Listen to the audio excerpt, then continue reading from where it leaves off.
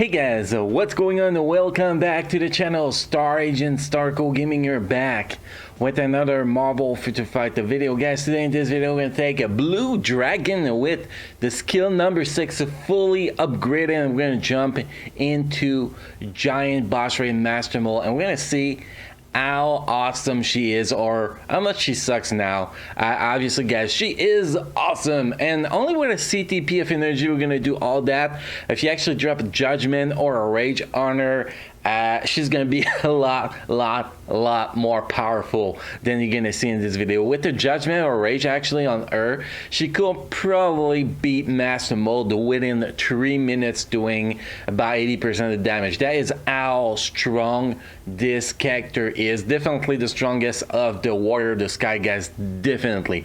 Anyway, the plan for this video is pretty simple. We're gonna go through the build, we're gonna explain the rotation a little bit, then we're gonna jump right into the gameplay, guys. But before we get into all of that, don't forget to subscribe to the channel. Make sure to enable the bell next to the subscribe button to get notified when we post a new video. We're live with the live stream.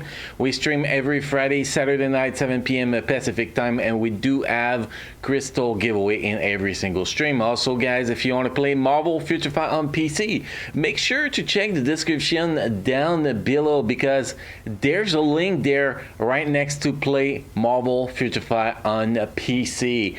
So guys, first of all, the build.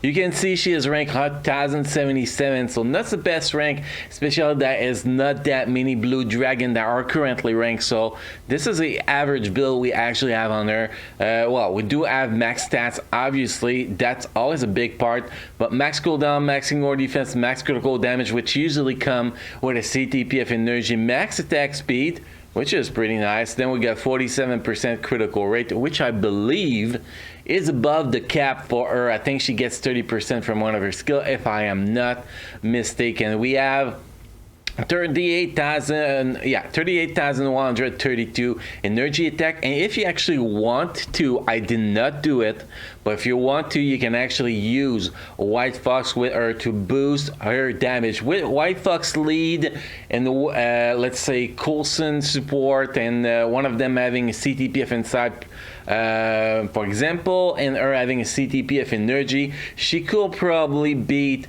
Master Mode in about 4 minutes, doing like 80-90% of the damage.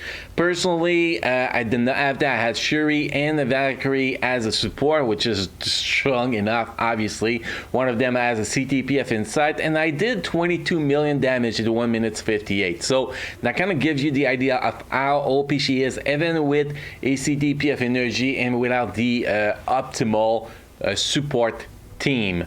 Now if we go into gear, gear number 1 and gear number 4 are level 25, because this one for the energy attack, all attack, and this one for the attack speed, critical damage, and critical rate. The other two, don't really worry. All defense, crowd control time, we don't care. And HP, critical rate, and HP, we don't really care about any of those. So definitely those two gears are not important to get to level 25. It's really the first gear and the 4th gear. It's very important. You can see we're running with 4 slot away amplify as a Euro, and no Olden Blessing, a bunch of a mix of 5 stars and 4 stars and 6 stars Euro. No, 5 stars, well, let's say legendary and mythical Euro there. That's much easier to say like that. So that's pretty much the setup we have on there with the gear. If we look at the type enhancement, because we're going to be fighting the combat Master Mode, we have blast type enhancements rank 2, so we get 40% increased damage against combat type characters. ISO set, we have set bonus stage 7 in effect, power of Angry Hulk, so we get all attack, all defense, critical rate 8.5%, attack speed 7.7%, and ignore defense 8.1%. We have activation rate 12% chance when attacking, plus 22% increase of all attack for 20 seconds with a cooldown time of 59 seconds. If we look at the custom gear, as I mentioned, we have a CTP of energy, which is probably the 4th best gear for this character. Number 1 CTP of rage, number 2 CTP of judgment, number 3 double lightning damage plus proc, and number 4 CTP of energy. So it is very, very, very far from being the optimal Obelisk Fire, but we get 200% damage proc, 30% chain hit damage, we get 30.9% in your dodge, and 36.9% critical damage. Now if we look at the skills, as I was mentioning earlier, guys, there is a buff on the critical rate on one of the skill, which we're gonna find in a sec here. Never remember. So that is this one. The 4th skill gives you 30% critical rate. So basically, you need a 45% critical rate on the stat sheet to actually have max critical rate. But the critical rate from there only lasts 5 seconds. So maybe having 75% critical rate on the stat sheet could actually still be useful. Other than that, we don't really get any buffs useful against Master Mode. Yes, against World Boss Ultimate, we get lightning resistance that ignore immunity, but that does not apply to Giant Boss Raid. If we look at the tier 2 passive, we get super armor, guaranteed critical rate, which is pretty awesome. And tier 1 passive, we get an increase of 5% all speed and 20% all attack. And the skill number 6, guys, it is fully upgraded, so now we can actually see the full stats on it. So when we use it, which actually with max skill cooldown is a cooldown 30 seconds, we get critical rate increase by 30%, which is nice. Critical damage by 40%, which we don't care because we're capped. 50% increase of all attack. That is the biggest buff you can get from that skill. That is what's so important on that skill, and that's why you do so much damage when you use that skill when it's fully leveled up. Is a 50% increase of all attack here, which is pretty amazing. Then we get the ignore dodge rate, and then invincibility. We don't care about anything there, to be honest.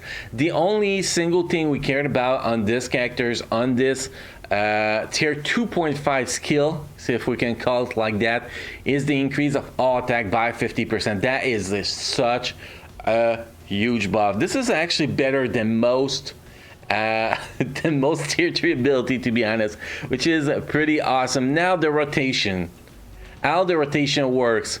You want to use the 4th skill and cooldown definitely to get that buff that increase all attack by 30%, critical rate by 30%. Definitely, you want to use the 5th skill and cooldown to get your invincibility and survive. And you want to proc on the 3rd skill, guys. I did some testing, and at least on Giant Boss Raid, the 3rd skill and the tier 2, the 6 skills, let's call it the 6 skills, are the 2 skills that do the most damage. So definitely you want to either proc on the skill number 3 or skill number 6 when it's actually available, and you want to get the proc at the end of skill number 6, not at the start. So rotation wise, that's pretty much it, guys. You smash the button and try to get the proc on the 3rd skill or on the skill number 6, and you are in business with this girl. We did the 22 million damage in 1 minute 58, guys. That is a lot more than I expected. This is one of the strongest tier 2 character for Giant Boss Raid. Obviously not as good as characters like Cable. Cable is like stronger than a lot of tier 3, so obviously not as good as Cable, but you can compare her to a character like Gambit for Giant Boss Raid or Scarlet Witch, you know, those kind of characters. She has about the same damage output than them, which is actually pretty damn strong. She actually is as good as Scarlet Witch in World Boss Ultimate. So that says it all, guys. That says it all. Anyway, guys, next we're gonna jump into the gameplay so you guys can see her in action and see that she is more than just a Shadowland character, definitely. So guys, thank you for watching. Hopefully you enjoyed this video. Don't forget to subscribe to the channel. Make sure to drop a like on this video to show your support to the channel. You guys enjoy the gameplay, and on that, may the stash be with you.